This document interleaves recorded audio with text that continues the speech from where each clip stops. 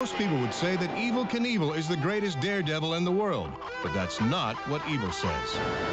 I am not the greatest daredevil in the world. I am absolutely not. I am the father of the greatest daredevil in the world. And I would like to introduce you to my son, Robbie, the greatest daredevil in the world. Without a doubt, Captain Robbie Knievel is following in his father's skid marks. His successful jumps are as spine-tingling as his dad's, and his wrecks are spine-crushing. Aloha Stadium, Honolulu, Hawaii. Robbie lands short. His back wheel clips the front of his landing ramp, flipping him off his bike at 88 miles an hour. I hate to land short, and because you could tear your head right off. There's been a couple guys that I know of that, instantly broke their necks landing short in front of the safety deck.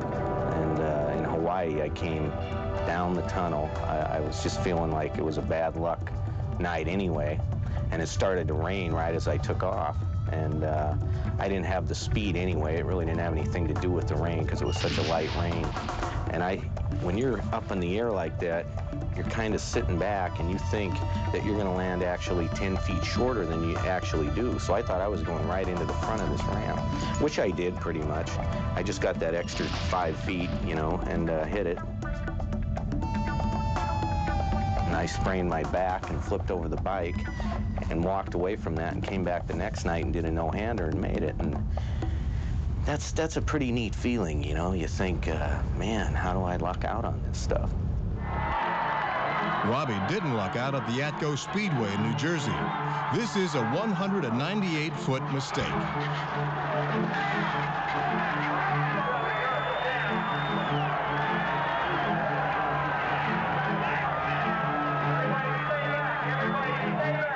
And it just feels like your back breaks in half when you hit, you hit the ground. And, they carry you off and your hands are kind of busted up from the pavement and you're swelled up a little bit and, you're bleeding down there. And you get to the hospital and the doctor says, we got to put you to sleep to get this pavement out of your butt, And you're like, what? Get me a mirror, Let me see my butt. So anyway, the doctor shows you, and yeah, okay, put me to sleep, So they, I don't think there's too many people getting asphalt taken out of their butts these days. It's different. February 29th, Leap Day in Los Angeles. I get off about a quarter of the way off the takeoff ramp, and I know pretty much if I'm in a crash or I'm going to be okay. So that's why when I used to do the no-hands jumps quite a bit, you'd have to come off with the throttle right in the right place, and have your knees in the right place.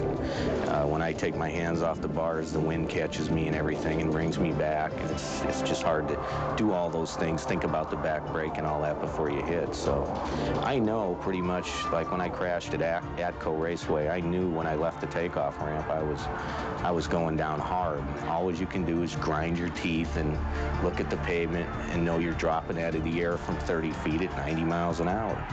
And that feeling's like, are you prepared for death? Are you prepared to die?